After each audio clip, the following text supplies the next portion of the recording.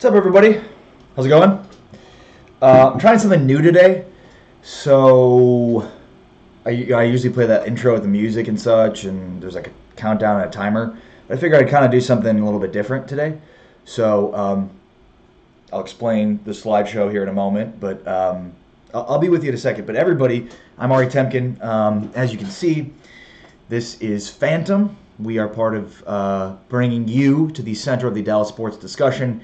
And man, there is a fire emoji report from Calvin Watkins out today from inside the Cowboys locker room that I want to get into today, plus this story. But in a second, let me just share this where I do normally. But what up, everybody? Good to have you with us. I'm Ari Temkin. You can catch me on the Dallas Cowboys pre- and post-game show on 105 through the Fan, and of course streaming live every day right here on Phantom, bringing you again to the center of the Dallas sports discussion. Hold on one second. Let me just share this, everybody. And again, I usually do the countdown, not doing the countdown today, so just kind of giving you the raw before the show stuff. So, what up? How's it going, everybody? Let's see here. Normally, this is the part of the show where like there's the countdown up, and so I'm like just trying to share this and get set up with all the pages so that I can have everybody's comments and everything ready to go at my disposal. But we'll talk in a second about what Calvin Watkins from The Athletic has out. But it's very interesting insight into what's going on in that Cowboys locker room. Plus, of course, we will preview the Cowboys and Eagles. All right, here we are on the America's Team page. Shout out to the people watching. Everybody watched on the Dallas Cowboys America's Team page. Anthony Sias says, this guy in the locker room with the players. Calvin Watkins? Absolutely. If you've never heard of Calvin Watkins or The Athletic, I highly recommend checking out The Athletic. And Watkins has covered the Cowboys for a long, long time. So, yeah, he's in the locker room, definitely. And, we can, in a moment here, I'll take you through the things that he shared in his article. But it's interesting, and you can see like the main quote that's scrolling across here that he got from an agent that represents multiple players in the Cowboys. That's the most fire emoji part of this entire story. But there's definitely some interesting stuff, and of course we will, look at. All right, there we go. Of course, look at Cowboys and Eagles, but first a lizard story. All right, I think we're ready to go, everybody. Stephanie Sanchez says, "Cute dog, thank you." So if you may or may not be able to tell, that adorable little dog is actually hunting a lizard in that picture. You might be able to see it. So I was getting ready to do the show. There's a lizard up close and personal right there. Yeah, there's the lizard in the house. So I was getting ready to do the show today. I was reading this article. I was trying to get everything in order. I go in the living room, and the dog is staring at this lizard. And I have very minimal lizard experience. I didn't want to kill the lizard, obviously. But I wanted to escort him out of the house because I didn't want a lizard inside the house. So I was frenetically trying to do whatever I could to get that lizard free. And he didn't understand that we were working with him. I was working with the lizard in conjunction to get him. It was this operation, get out of the house. We're working together here, buddy. He didn't get it. He was trying to escape. It was this whole thing. I was screaming. I'm a lizard fan, but I'm a little afraid of lizards, probably more so than I thought I was. Chris Keast says, how do I fast forward to the good stuff? Appreciate you, man. Thank you. Just was going to tell a quick lizard story, but I guess there's no lizard stories for a guy like Chris Keast. But thank you, Chris. Appreciate you joining the show. Here's the good part. You see what's underneath there? And there's the adorable dog. That's also a good part. Stephanie Sanchez says she liked the dog. Michael Lafferty says, must be a chameleon. I don't really know what it is, but I didn't want it in my house, and I had to get it out of the house, and I was trying to get ready for the show. And everybody, let's get on with the show. Chris Keast demands we get on with the show. Sorry, Chris Keast. Wasn't quick enough for you. All right. So I'm Ari Temkin. You can catch me on the Dallas Cowboys pre- and post-game show, 105 through the Fan, and, of course, Phantom streaming live every day, 12 o'clock Central right here on Phantom, and the Cowboys Beat podcast, which is out now. Lyle Collins is our guest this week on the Cowboys Beat podcast with Patrick Kahn, who I guess is in the house as well. Keith Jones says, makes the show more personal. Thanks, Keith. I appreciate that. That's what I'm trying to do here. Just trying to bring it back home. Thought I'd show you my lizard. All right. Kat Burton says, evening, Ari. It's noon. Where are you, Kat? All right. Here you go. There. Let's get on with the good stuff. Okay, so Calvin Watkins, who is with The Athletic in DFW, and if you do not subscribe to The Athletic, I highly recommend it, especially for great writing on the Cowboys, great commentary on the Cowboys. You can go to theathletic.com to check it out. So I'm going to take you through a couple of stretches from this report that Calvin Watkins has out and sort of react to it as we move through. But feel free to hit the share button, post your comments, and I will interact with you and with the comments as much and as often as possible. Brian Walker in the house, what's up? Joe Oliva, Dakota Stiegel, everybody filing in. Again, hit the share button. So I'll just read. Garrett and Prescott are central to the Cowboys' problems. Garrett is 70 and 58 and 8 seasons as the head coach, and while he's respect locker room, an agent with a client on the Cowboys offered this view. I asked 10 players. They said they were one of the worst coach teams they've been on, so the agent who was granted anonymity so he could speak freely. Lack of attention to detail, and the attention of detail is on the wrong thing. So it's not just that he says they're the worst coach team, gives a pretty good rationale or reasoning for why they are a really poorly coached football team.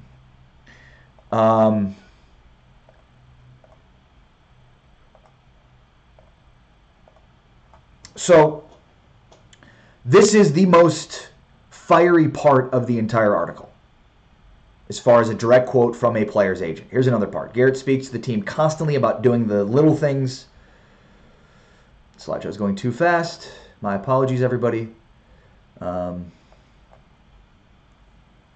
me just do it this way. How about that? Just do it one by one.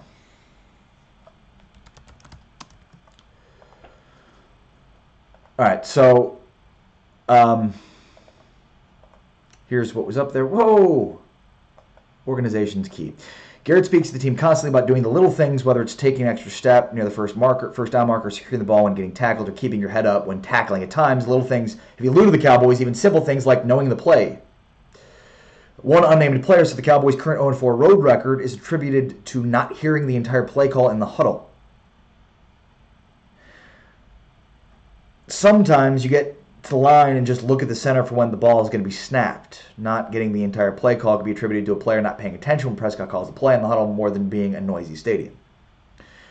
So, being in the Cowboys locker room myself, certainly after the Houston game, that was the game that Alan Hearns was seen publicly criticizing the Cowboys and Dak Prescott, basically.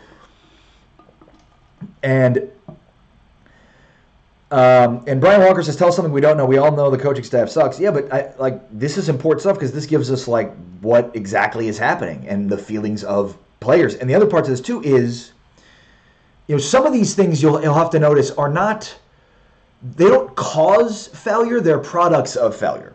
And I think it's important to create a distinction between what are the things that create bad football and bad football teams versus what are the things that are products of bad football. Symptoms versus products. What's a symptom? What creates bad football and bad football teams versus what is a product? What do losing teams do? That's an important distinction that I think some of this stuff seems to be symptoms of failure, symptoms of bad coaching, and other components of this stuff seem to be products of it, which is, again, a very, very, very important distinction. So after the Houston game, Alan Hearns calls out the Cowboys, and then Dak Prescott, when he spoke the Thursday when I was there, he kept talking about, a lack of communication, maybe not being on the same page, receivers not knowing the signals. Alan Hearns questioned whether or not Dak Prescott could change the play plan at scrimmage, which, since Alan Hearns is part of the offense, he should, probably know. So these are things that this isn't just coming out of thin air. That has happened. The Cowboys and Dak Prescott specifically talked about a lack of communication. The Cowboys had a team meeting to take advantage and to try to figure out what was going on with this lack of communication for the team. So you see this, and it verifies a lot of the things that have happened over the course of this season. And then Calvin Watkins then inserts the opinion there of sometimes that could, a player is saying that he's not getting the play in the huddle. that's a little bit different than it's noisy and I can't and I'm changing the play at the line of scrimmage and the player's not getting the play.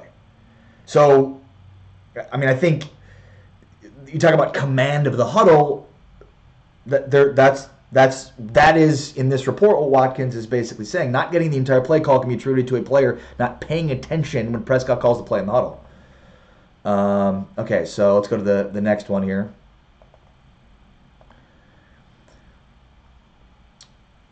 And then there's the second part to this. So you have the not getting. So you read that, and then while the Cowboys played loud music during their practices, communication remains a constant problem, particularly with the offensive line. Garrett placed offensive line coach Paul Alexander with assistant Mark Colombo last week. The Cowboys continued to have issues with line as Prescott was sacked 5 times, but the offensive coaches attributed just 2 of those sacks to the line. Running back Zeke Elliott rushed for 61 yards, touched the ball only 6 times in the second half, lost to the Titans. So this sort of goes with, the importance of communication on the field and that the Cowboys are practicing trying to play through these loud distractions, but yet it might be something beyond distractions. This is also where it's important to note that Joe Looney has played so well, but the communication piece, you really can see how hard it is to play center in the National Football League and be as good as Travis Frederick has been, because you have to be both physically good as Joe Looney has been, but also good with communication. And I'm not saying Joe Looney's not good with communication, but there's Travis Frederick's the best center in football. So there's a difference there between being good and physically Joe Looney's probably close to what Travis Frederick has been. Travis Looney's not been the issue. It's the other things that Frederick, what separates him and makes him so good to help organize something we probably knew but didn't see as well as we're seeing right now.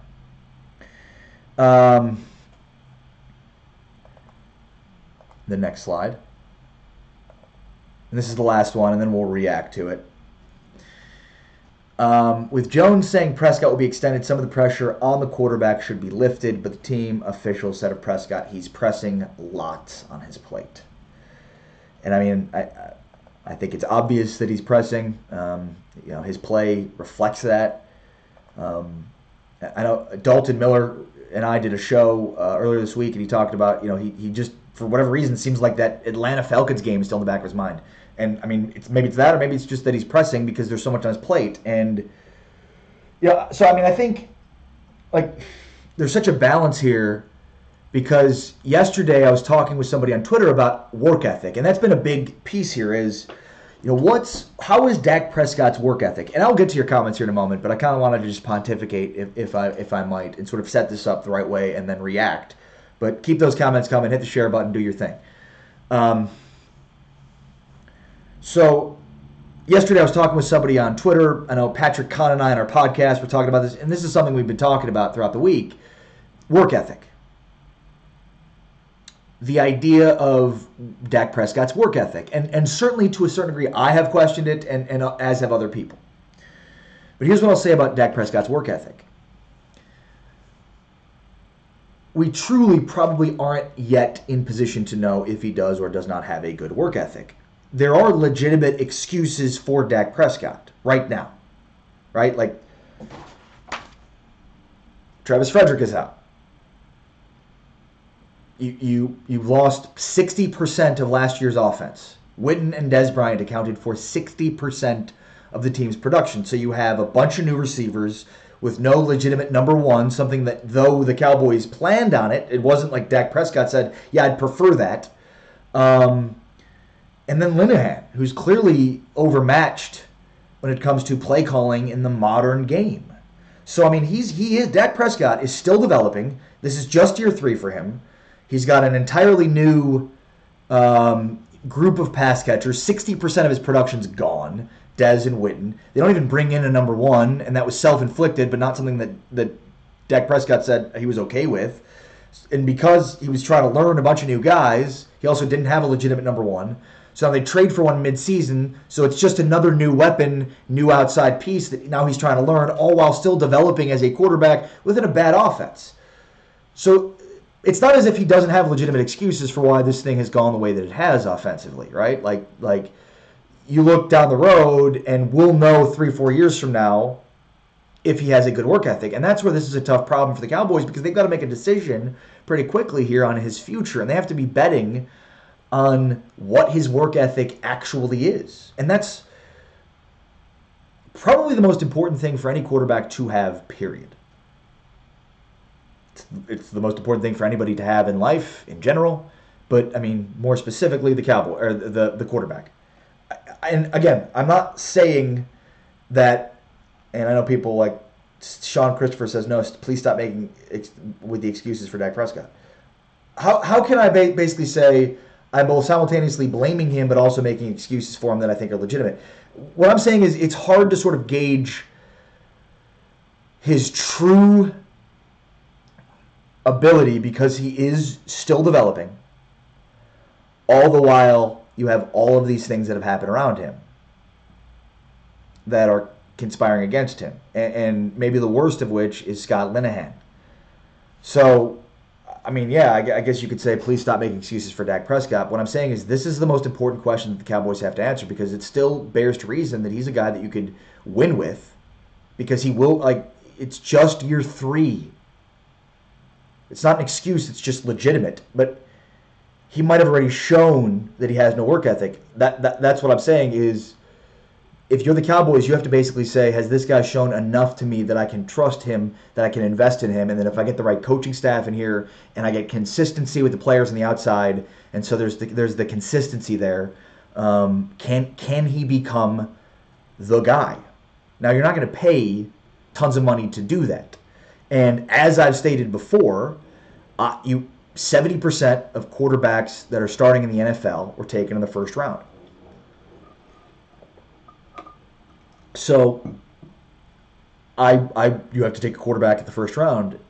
Obviously, you can't do that this year because you don't have a first-round pick. So, the best road for the Cowboys, if they don't want to extend him on a cheaper contract after the season, is obviously play out the 4th year of his contract, and then go into the offseason, draft a quarterback in the first round in 2020, and perhaps you franchise tag Dak, or you start over with a new guy and a first-round pick and have him start right away.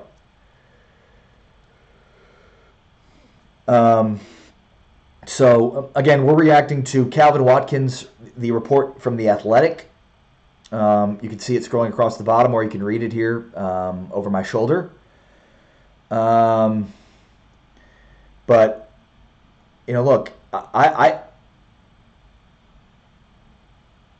obviously a lot of people are done with Jason Garrett. I am too. I mean, I think at least 90% of the fan base is ready for him to be gone. And I think the truth of the matter, I've been saying this all week, and I don't have any inside sources on this, but I mean, this is just what I think. If the Cowboys lose on Sunday and they put up another 14-point effort or whatever, I think the Cowboys would fire Scott Linehan. I mean, they'd be 3-6. Their season would be over effectively. I mean, you're talking about the percentage chance they'd have to make the postseason would be 3%. They're going to fire Linehan, I think. Don't know anything. That's just what I think.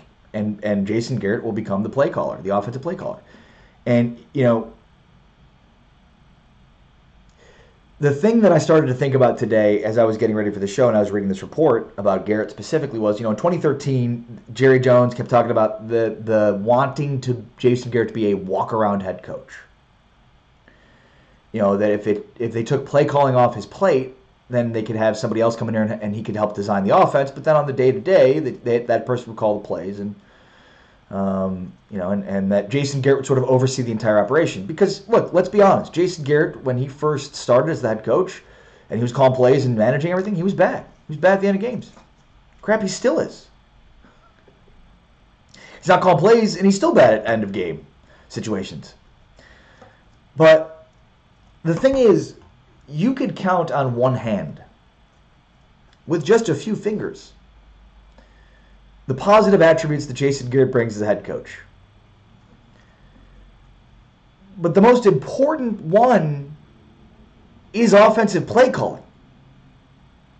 That's the issue here. And Calvin Watkins noted this, and this is what really made me think of it.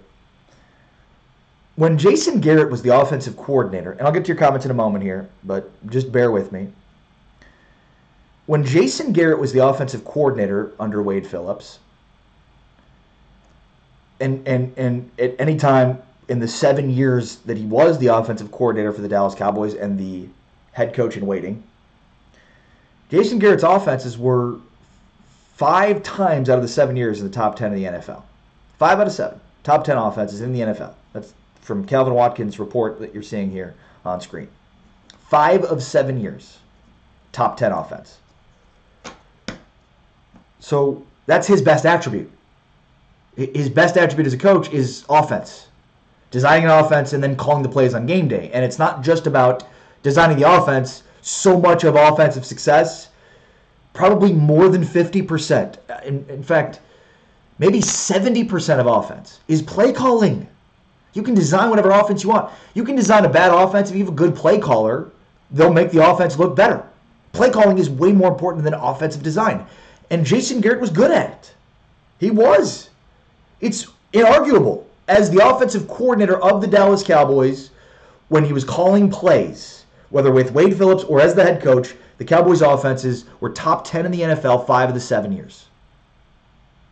It's inarguable that that's a positive thing that he's able to do. So if you can count on a few fingers currently the amount of positives you would attribute to Jason Garrett as head coach, that's the number. Like that's the thumb. And then we know he's a good motivator. He is a good motivator. And man, so designing an offense and calling plays, motivation.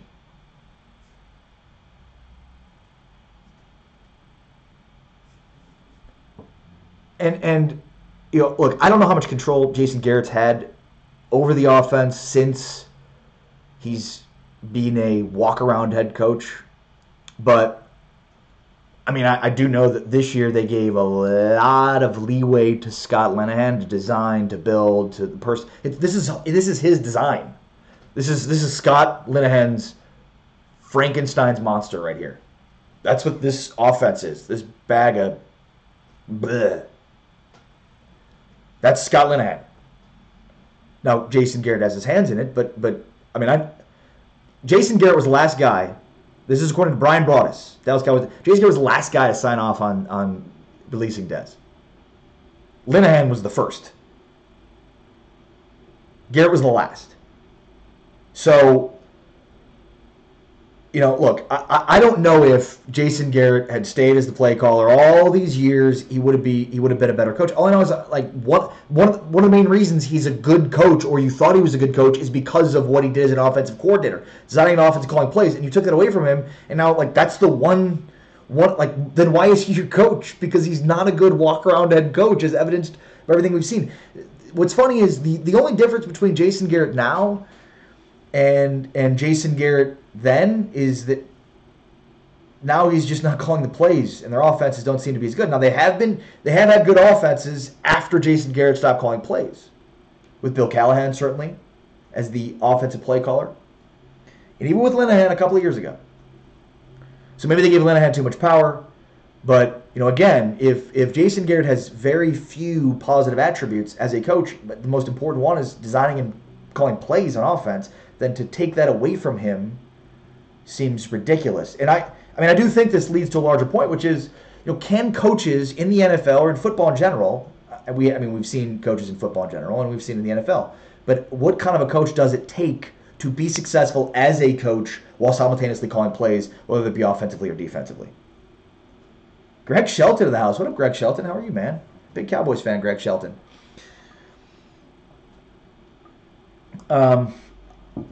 Patrick Kahn says Scott is jamming a square peg into a round hole.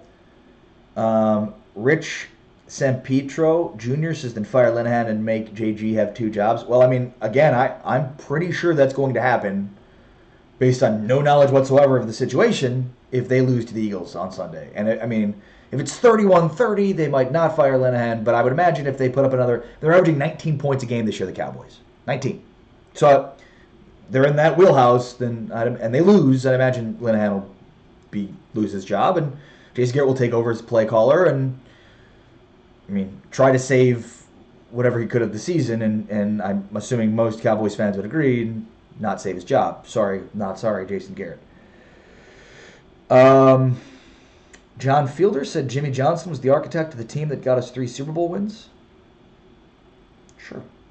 Sean Christopher said in 2014 we ran a similar offense, run first, pass second. Des Bryant still had 1,100 yards, touchdowns, 1,100 yards and 14 touchdowns in a first-run offense under Jason Garrett Linehan. The Cowboys finished 14th in passing, first in rushing. The difference is obviously the quarterback. I mean, I wouldn't say the difference is obviously quarterback. I mean, in 2014, Des Bryant is significantly better and healthier than he is in 2018. Also, by the way, Des Bryant isn't here in 2018. So you start the season with an offense that doesn't have a legitimate number one wideout. The offense isn't the same. You also the other thing too is, and this is on Cowboys choices, but like Dak Prescott's passing numbers today, bottom 5 NFL. And by the way, shout out to Cowboys stats and info for this. Dak Prescott's passing numbers are bottom 5 today. In 2016, it's league average.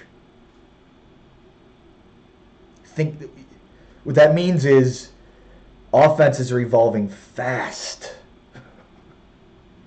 So where Dak was not league average in 2016, but you get what I'm saying.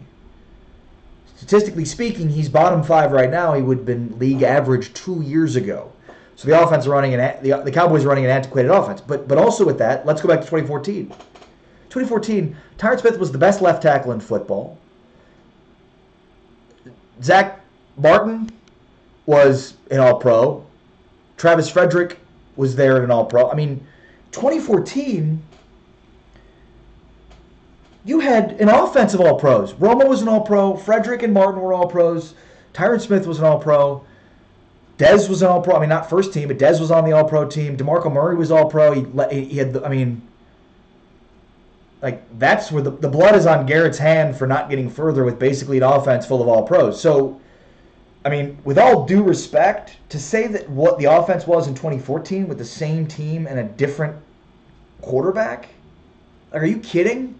Tyron Smith is a shell of himself. This is the worst he's ever looked his entire career. Is he injured or does he just have a bad back? He's got a bad back. He's probably not fully healthy. And if he is, Tyron Smith isn't even close to what he was in 2014. Not even close. He wasn't what he was in 2016. There's no Travis Frederick. Zach Martin's good, but he's been hurt all year too.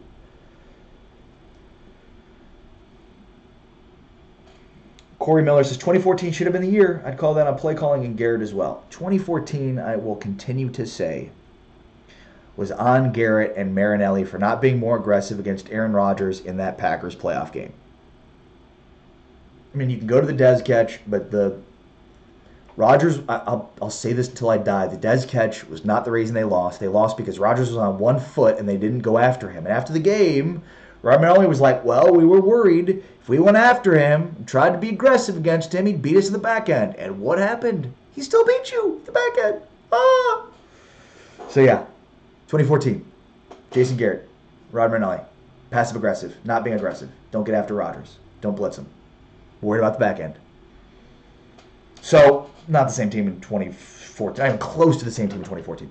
And that, again, this falls into the purview of Garrett, but I mean, they haven't evolved quick enough.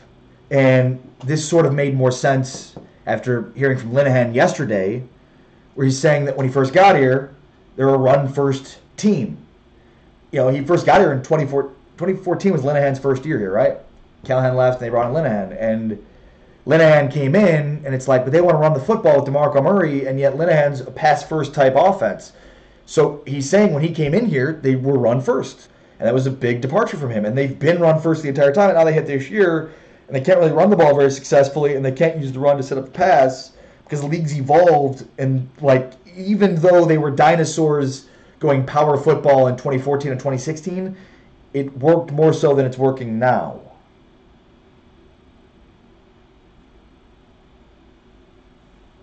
Rodgers is trash from Chris Bennett. That is obviously not true. Frank Holly in the house. What's up, Frank Holly? Dave Beeler says, sucks that we've got to work on the line again. Hopefully we can get one or two in free agency this offseason. And that's, so yeah, yes and no. Like, part of the issue is how they're built. their offensive line's not horrible. That's the thing, is there are way worse offensive lines. The problem here is that they're an offensive line that's set up for power football. The issue is the way that their offense is. And I mean, again, Dak Prescott, what he's doing now, production-wise, is league average 2 years ago. They haven't evolved quick enough. Weird. Jason Garrett hasn't evolved. Chris Heinsroth says Zeke hasn't been good this year either. Disagreed on that. Rolando Lozano on the Dallas Cowboys America's team page says Romo had nothing but trash around him. His receivers, when he win versus San Francisco in broken ribs with Jesse freaking Holly, OMG. Interesting Romo discussion. But Romo had some weapons. Look, Romo didn't have defense. Statistically speaking, Tony Romo never had a top 10 defense. I mean, he had T.O., arguably one of the best receivers ever. I mean, he's had weapons.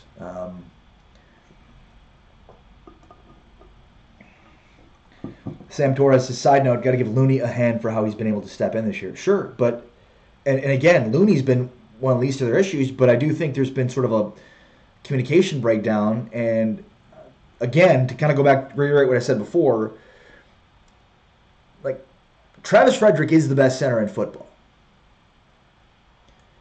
And that's physical and leadership-wise. And that's the thing, is it's the whole package. So, like, Looney has the physical piece. Looney physically has been great. He's been tremendous. He's not the it just seems that they're unorganized. Certainly that's part of Dak Prescott, but I also think it's part of Looney, and it's maybe it's not that Looney's not good at it, it's just that Travis Frederick was so good at it. Danny Duffield says, Tony Romo, new offensive coordinator. I can't tell if you're being serious or not, but that is a joke on this show. It's a very famous joke. Dakota Steele says, get off the stream. He might have been joking, Dakota. Philip Nigel says, Switzer was making plays last night. They should have kept him for Dak and Dunk. Switzer's not helping when it helps when you have Antonio Brown. Also, by the way, they scored 52 points. Everybody put up points. They should have gone after everybody on the Steelers, because Jesse James, they should have drafted him. I mean, you put up 52 points, everybody's doing something. Danny Duffield says he's serious. Okay. Everybody, Danny Duffield's serious about Tony Romo being the offensive coordinator. Okay.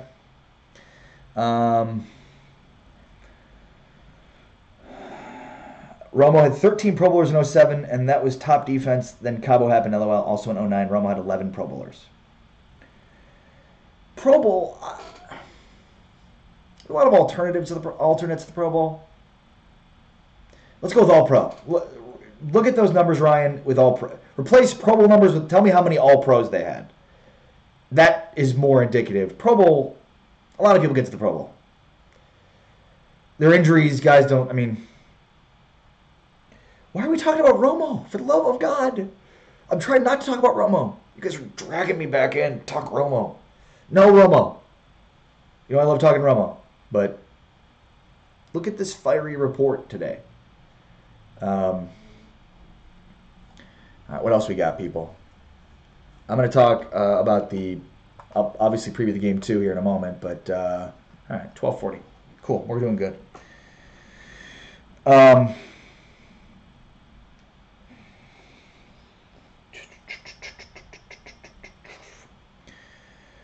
So, again, the fiery part of this article from Calvin Watkins, The Athletic, it's scrolling across the bottom here, but he has a quote from an anonymous agent that represents multiple players of the Cowboys. Again, I know people are like, why do these anonymous sources say things? Because then they're going to say things which, if their name's attached to it, they won't say these things.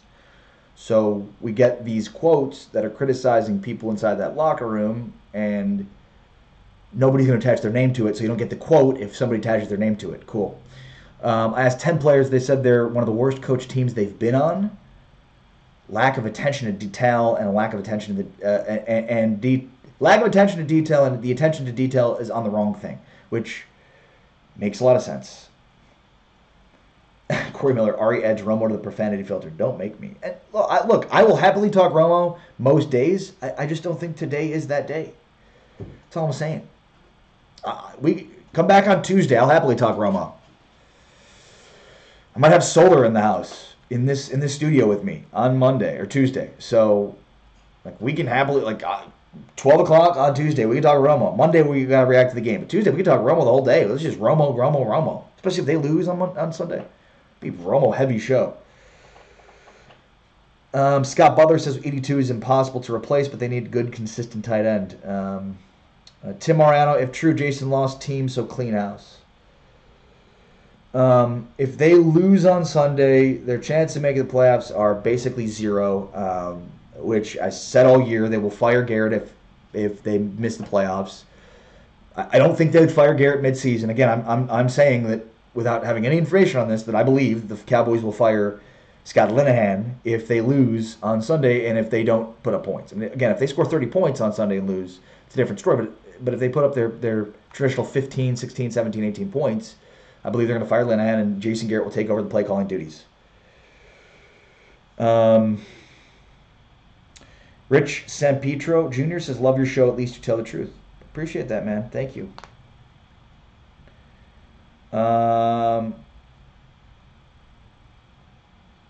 Neil Favre says, it sucks because there's about to be a reset and more time developing an offense again, while during that time the defense will inevitably fall off.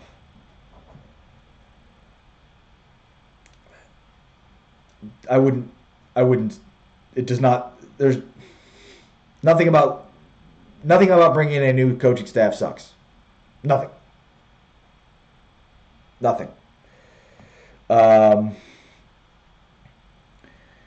Joe Tranchino, they should fire Jason Garrett right after the show. It's not going to happen. They're not going to fire Jason Garrett until after the season. I would be stunned if they did. Because Linehan, I mean, they'll fire Linehan, which they probably should.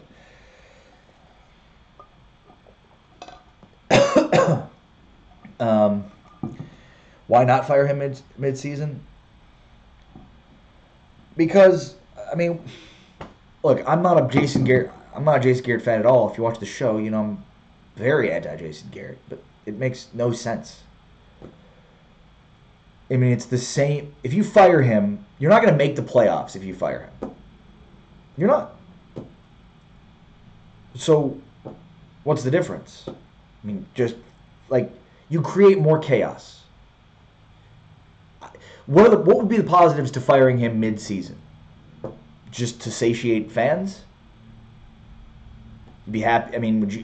Because you'd watch a game and Jason Garrett wouldn't be coaching it, but I mean they'd have some interim coach that who'd be there? Chris Richard, Rod Marinelli. Man, as good as everybody thinks that would be, I'm not. I don't know. I mean, maybe I don't think that'd be a great idea. I have soured more and more on the idea of hiring Chris Richard as the head coach. You need an offensive coach, period. You cannot hire a defensive-minded coach in right now. I think that's a horrible idea. Dak Prescott's numbers today are bottom 5 in the league. 2 years ago, they were league average. You need an offensive coach. You need Lincoln Riley, in my opinion. And if you listen to my, I host a show on SiriusXM Big 12 Radio every morning, 7 to 10 a.m. Shout out, go listen to it. 7 to 10 a.m. SiriusXM channel 375 if you have it. It's Big 12. And I mean, we've been talking a lot about Lincoln Riley potentially leaving Oklahoma, and we even had the voice of Oklahoma on today, Toby Rowland, who said, when I asked him if he thought Lincoln Riley would stay with Oklahoma this offseason, he basically said he didn't think he'd go to Cleveland, but he didn't say he thinks he'd leave for the Cowboys, but he kind of said it'd be hard for him, a guy that grew up in Texas as a Cowboys fan, not to leave Oklahoma to go to the Cowboys. So, that's who I'm hiring. I would hire him today if I could, but you can't because he wants to finish out the season with Oklahoma and try to win a national championship. But I mean, so that's my guy. And I would honestly hire Lincoln Riley over Sean Payton if I had the option to hire Sean Payton, which also seems to be sort of part of what Cowboys fans want to happen. And look, don't get me wrong, I wouldn't be unhappy with Sean Payton in any way. I just might be crazy enough and might be so much in love with Lincoln Riley that I'd rather have him as my coach than Sean Payton. But if you haven't heard and you're like, why would Sean Payton leave this great team at the Saints to come to the mess that is the Cowboys? That's a great question. Well, for one, as you probably know, he lives in Dallas. But two, let's just say that the Saints go on to win a Super Bowl this year, and Drew Brees, who said before that he's not going to play forever and is probably going to retire before people expect him to. Let's just say for S and giggles that the Saints win the Super Bowl this year, Drew Brees retires. Now this looks like a situation that's vastly different than the best offense in football with or one of the best quarterbacks to ever play. So again, and it doesn't matter until JJ is ready and no one will be fired. That I disagree with. I do think they're going to fire Jason Garrett if and when they don't make the playoffs this year. As I've said, basically the entire season. Tony Enriquez is one of those odds. You talking about as the odds of Sean Payton becoming the head coach? Well, I mean, there was a book, and I've talked about this on this show before. There was an offshore book that listed the best odd. So the number one odds to be coaching the Cowboys at the first game of 2019 was Josh McDaniels. Josh McDaniels 3 weeks ago had better odds to be coaching the Cowboys week 1 next year than did Jason Garrett. Forget about how you feel about Josh McDaniels. Just forget about that for a second. 3 coaches had better odds of being the head coach of the Dallas Cowboys 2019 than Jason Garrett did. If that doesn't tell you that Jason Garrett's going to get fired, nothing will. Again, and people are like, Josh McDaniels, look, I would rather have Lincoln Riley's my 1. I'll take Sean Payton if I have to. And after that, I'm kind of up for suggestions. McDaniels, DeFilippo, the former quarterbacks coach of Carson Wentz, current offensive coordinator of the Minnesota Vikings. Patrick Kahn says, I concur, Ari, about Lincoln Riley. I mean, he's a wizard. I mean, he's like Sean McVay. He's older than Sean McVay. McVay's 33, Lincoln Riley's 35.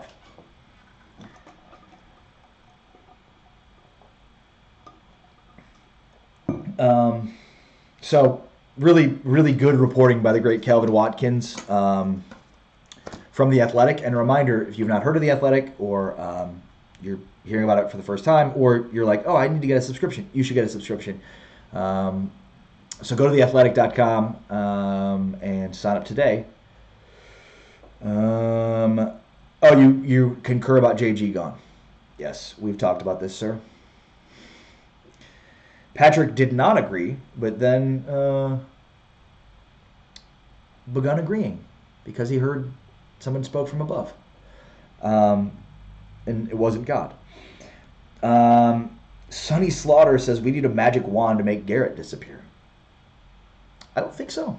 I think that magic wand is not making the playoffs.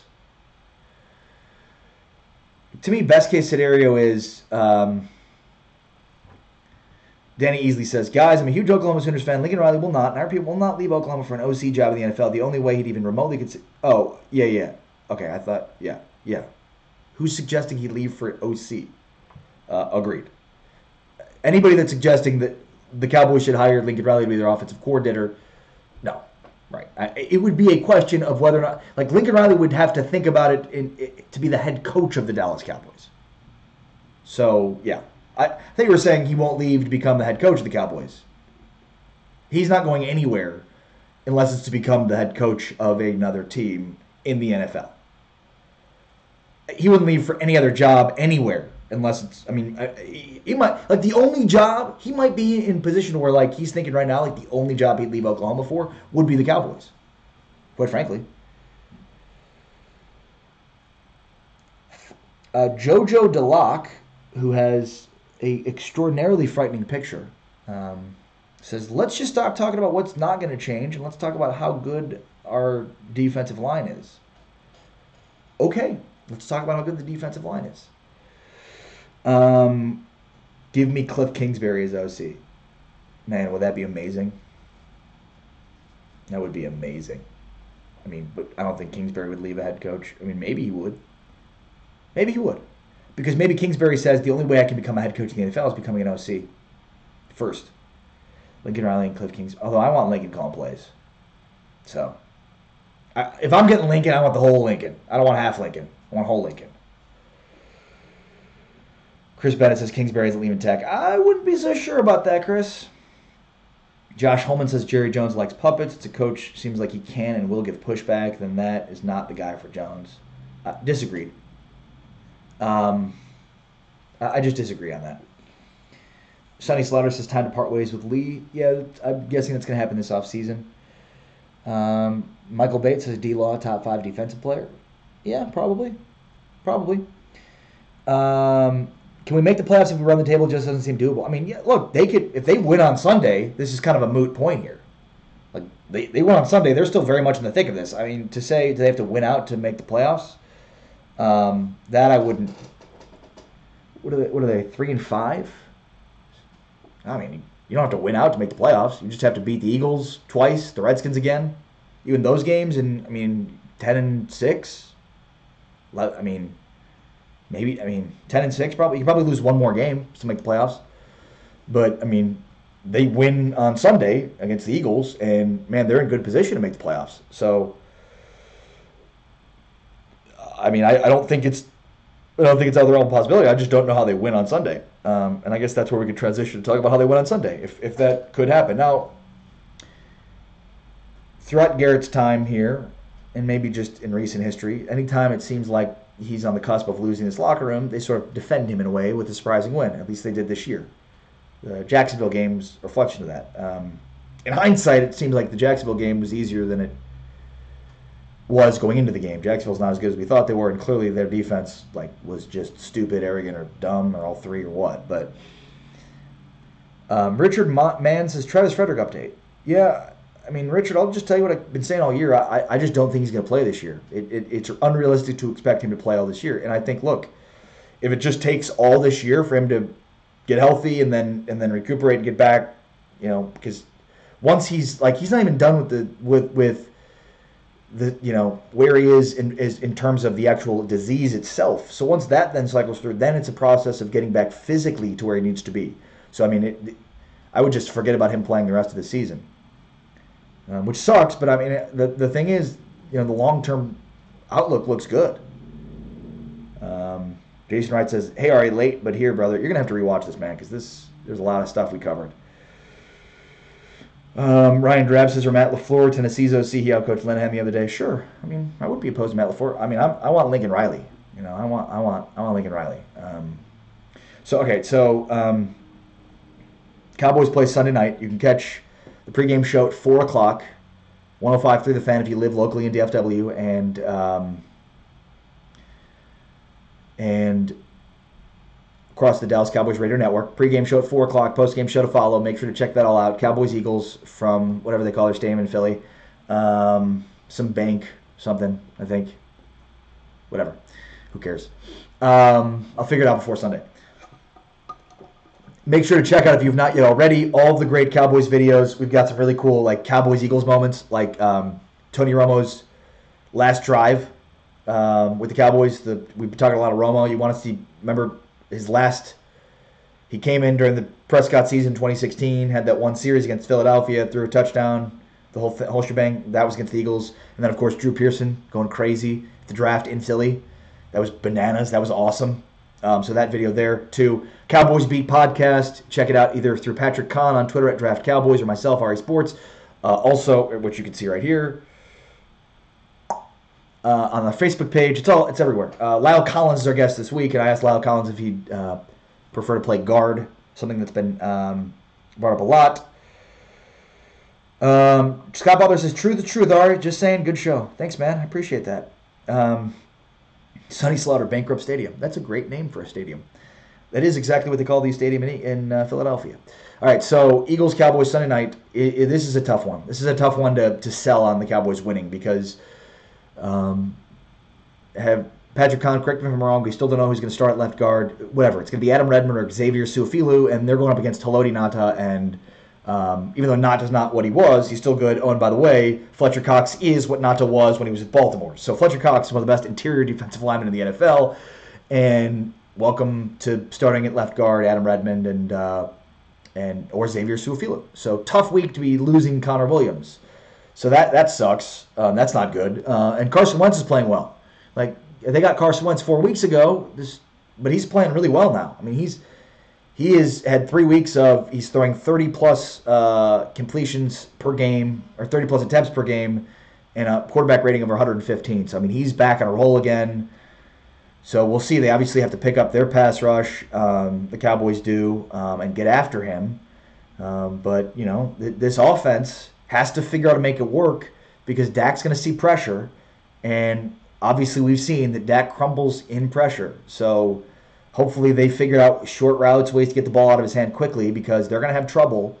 I mean, you'd like to see sort of a West Coast style here on Sunday night. You know, get the ball out quickly, neutralize Fletcher Cox in the middle, and then allow that to open up their running game with Zeke. That's potentially the only way I see them winning this game. Keith Jones wants me to make a prediction. I'm on a 2-game losing streak, having picked the Cowboys to beat Tennessee last week, and then having them pick them to beat the Redskins before the bye. I hope I'm surprised, and I hope I'm wrong, but the Cowboys are going to lose this football game, and could be ugly. Let's go with, let's see here. Let's go with 27, no, let's go with 31-20, and it's not that close, meaning like when they go prevent defense because they're up big, like 31-10, they kind of sag back a little bit, and the Cowboys score some points off of that. So let's go with, 20 doesn't make any sense. Whatever. Let's go with 31-20. 31-20 is my prediction. Cowboys will lose 31-20, and on Monday, or maybe even Sunday night, probably Monday, Scott Linehan will be fired. All right, I'm Ari Temkin. Make sure, again, to check out the pre- and post-game show across the Dallas Cowboys Radio Network. Check out the other great Cowboys content we have here on Phantom. Phantom puts you at the center of the Dallas sports discussion. Trying to think what else. No, just make sure, if you have not yet already, to hit the like button on our Facebook page. Subscribe on YouTube if you want to be getting notifications for when you can get all this great Cowboys content. Not just this show, which streams Monday through Friday every day from 12 to 1, but all of our other great Cowboys programming as well. All right, everybody. Again, thank you to those of you that are a part of this community, part of the show, each and every day. That's what this is. This is a community of Cowboys fans. We come together, we discuss, we bitch, we moan, we complain. That's the larger the community grows, the more people we have, the more opinions we have, the more we influence each other. So shout out to all you, Scott Butler, Patrick Prescott, Jesse Garcia, Omar Bagat, Dakota Stiegel, Keith Jones, Jesse Garcia, Jason Wright, Neil Falver, Kerry Teagle, Joe Tranchina, Steve Eason, Lauro Trevino, and a bunch of you other. I know Jay Navarro. I know I've missed names. Danny Easley. Shout out to all you guys that are part of this show and community every day. If this is your first time, nice to meet you. Hope you come back on Monday, 12 o'clock Central, right here on Phantom, putting you at the center of the Dallas sports discussion. But for now,